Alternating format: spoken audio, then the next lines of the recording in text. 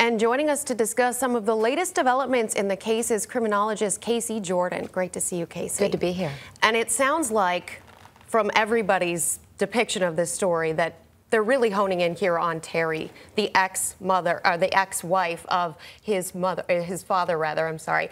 And what are you looking at in this case? Why have we not seen an arrest at this point? Well, I think that the attention has always been on Terry, but they have just kind of been very laying low about their attention to her, not calling her a person of interest, not calling her a suspect, because you have a small window of opportunity when people are more vulnerable, when you kind of can dangle a sword of Damocles above their head and hopefully use strategy and a little bit of psychology to get the child home. A confession would be the best case scenario, but now it's a month that hasn't come forward and things are getting worse now that we have a murder for hire plot against Kyron's father. Where do they go from here? Where do investigators take this? Well, it's really a strange situation right now. There is enough probable cause on the murder for hire plot that Terry Horman was going to hire a landscaper to kill her husband.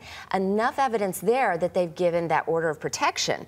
And of course, Kyron's father has taken his little sister from the home. They're living independently from Terry. When the family turns, when the family believes that Terry Horman is responsible, that puts all kinds of new pressure on her. So I think they're hoping that they're going to crack the case soon with her. What we've heard from Kyron's father now is that there's this sense of distrust in his ex-wife and Terry.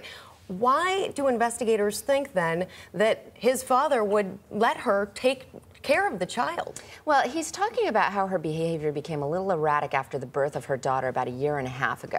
Postpartum depression, however, couldn't explain this situation. Happens to 1 in about 100 women. Baby blues. We're not talking about psychosis. We're not talking about an Andrea Yates situation. And it's 1.5 years later, so the chemical imbalance would have dissipated by now.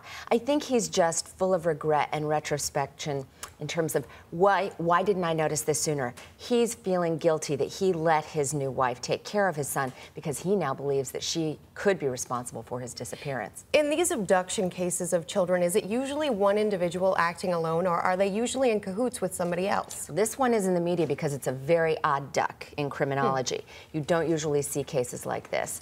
The bottom line is that the murder for hire plot changes things. We don't know if there was insurance involved. Maybe Mr. Horman was well insured for life insurance, and perhaps Kyron was the beneficiary. Maybe getting rid of both of them at the same time was part of her plot. Maybe she was going to make it look like the father ran away from his son and abandoned her.